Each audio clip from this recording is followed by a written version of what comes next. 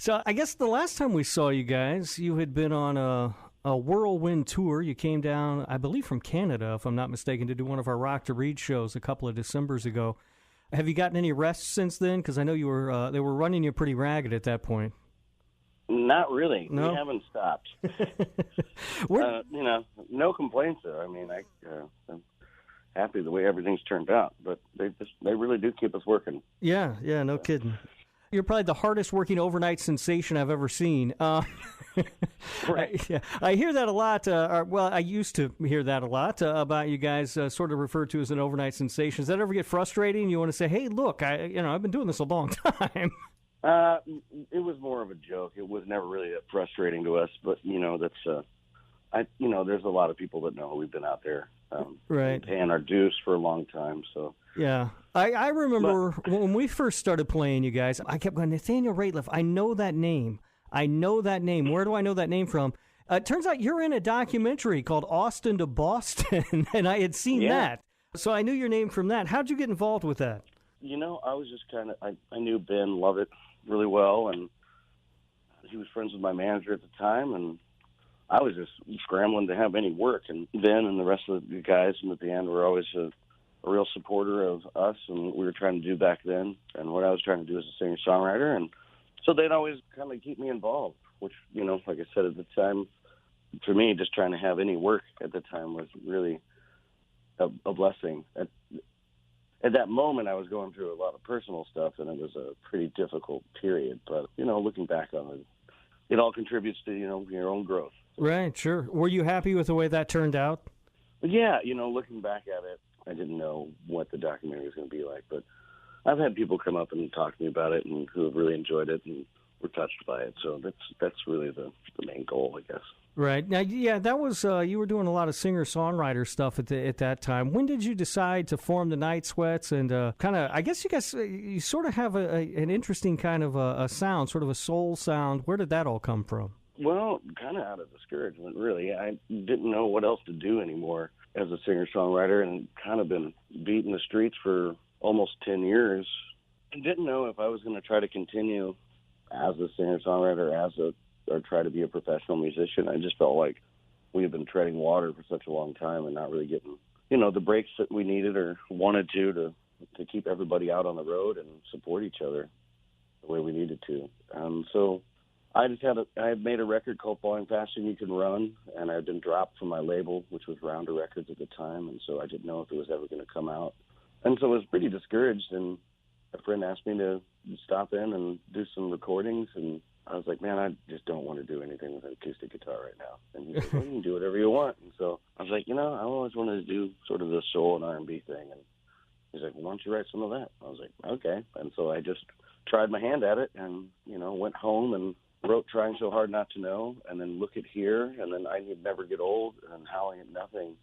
They all kind of came in a weekend. And I actually never went to my friend's place to record those. Those ended up being the demos that I brought to Richard Swift's, and that was sort of the birth of the Night Sweats. Yeah, that's a pretty productive weekend. What's it like working with Richard? I love working with Richard. He's, my curly-headed brother. He even says it. He's like, it's like you're like my twin or something. It's really relaxed and laid back. His approach to the songs are we just have a great time. The band has a lot of fun working together in the studio, and we did a lot of this record live in the studio. And so, the sort of process would be I'd come in with an idea in the morning and, we'd start playing it.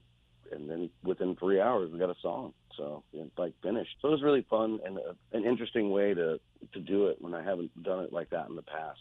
Those first recordings were kind of demos that I did and arranged in my attic at home in Denver. And this stuff was more like kind of relying on the band and what we've become as a band on the kind of using each other in that way. The self-titled record was such a huge success. Did you feel any pressure when you started to work on this second record to follow that up?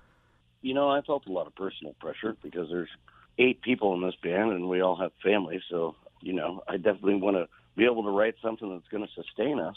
But I'm fortunate enough to have great management. And my manager, Chris, told me, he's like, you don't need to write another SOB. He's like, you don't need to write a radio hit. You guys just need to make a record that you really care about.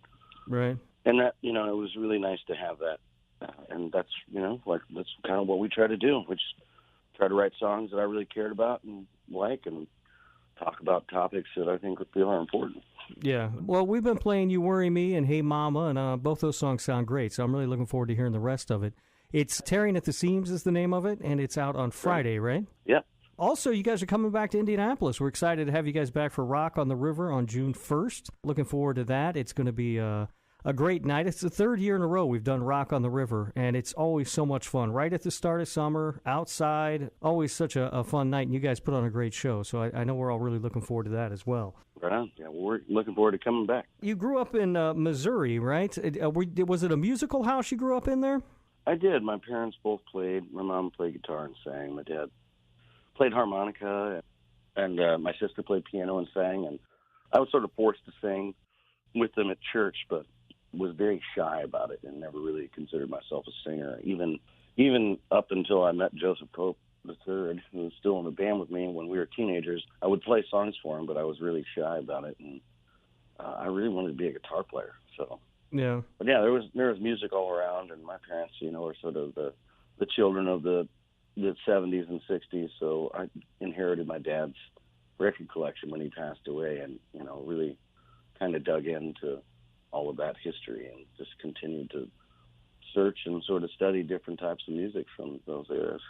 Yeah, was there a lot of old soul records in there? There wasn't, actually. Oh, really? There was a lot of, you know, there's actually a lot of Van Morrison, and there was Muddy Waters sings Big Bill Bronzy, and Muddy Waters folk singer, and, you know, the soul stuff was just sort of a thing that I fell in love with. Just kind of, Joseph and I, when we were teenagers, would listen to the oldie station. Kind of started getting it a lot from there. You know, you'd have a mix of everything from Sam and Dave, Otis Redding, to Sam Cooke, to Everly Brothers, and you know, I just love all that stuff, and I love the harmonies, and I love the sound. So yeah, well, what are you listening to these days? You know, I listen to a lot of singer-songwriters. Kind of the mix of collecting live recordings of Nina Simone, but then listening to, I really love Laura Marling's new record that she put out last year. Andy Schaaf, Kevin Morby, and Damien Gerardo. Those are kind of pretty standard listens for me. Yeah. But really, I've been listening to our record a lot because I'm trying to learn the songs again. Yeah, I would imagine. So, SOB was such a huge hit. It's about a really dark period. I've heard you talk about it in your life. Is it weird to go out and play that song in front of people and see such a party atmosphere? You know, it kind of comes in a couple of different ways. You know, you have people who see it as sort of a party song, and we have a great time playing it. And, you know, I certainly don't encourage people to party more than they already do. But, you know, we're trying to throw a party every night when we're having shows. Right. And then there's other people, you know, I've talked to that have come up and talked to me personally about how listening to that song would open up opportunities in their family and situations in their lives to be able to talk about substance abuse and alcohol. And, and, you know, like, because sometimes it's a pretty lonely, desperate feeling to get to that place with not just alcohol, but any substance. So to be able to have a conversation with it, and maybe for some people to actually realize how empty of a feeling it is, I think it's good for some folks, and they told me that. So that's got to be a trip of an experience that you write this song about the things you're going through, and then these however many years later, you've got people coming up to you talking about how it helped them through a tough time. That's got to be pretty amazing. Yeah, it's great. You know, I think that's as a artist and a writer. You know, I love to listen to music and feel like who's writing is writing the song to me or about me, and that's what I hope to do, and what I do as a writer, as a songwriter, is to connect with the listener in a way that it feels like that the songs are about their lives. It's a great song. The video is also great as well. It's got sort of a Blues Brothers kind of thing. Who came up with that idea? That happened in a few different ways. There was a treatment that came across the board about a jail, and I had been watching Blues Brothers a lot just because it's a great movie. It is a great movie. I'm like, why don't we do it like a Blues Brothers type thing? And then a friend of ours had actually written a treatment that matched up with that. So it kind of happened naturally. So well, you put in all the work, you paid all your dues, you had a big hit record. What's been the coolest experience for you so far? Well, the record just went gold, actually, and it's a good feeling to know that it was more than just one song, that people actually bought the record and appreciated it. The whole experience, everything that's been through in the last 3 years, and the work we put in has really all been the coolest thing that's happened to me. Right, very, very rewarding, I'm sure. It is a great record, and everybody's looking forward to the new one. Again, that's out Friday, March 9th, Tearing at the Seams. Can't wait to hear more from it. Can't wait to see you guys at Rock on the River on June 1st. Tickets are available for that right now. You guys do put on a great live show. What's the best concert you've ever seen? Boy,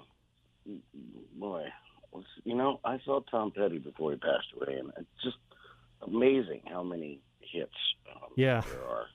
But actually, recently I went and saw Roger Waters, and it was such an amazing show and so current and relevant. And, it's not just he's singing songs that are 40 years old. The content is still appropriate for what's happening in our culture nowadays. Yeah, I've heard that his shows on this tour have been amazing. I didn't get a chance to see him when he was in the area. I was pretty disappointed about that, but I heard great things. Yeah. All right, I guess I'll let you go. I'm sure you've got plenty more to do today. Thanks for taking some time to talk to us.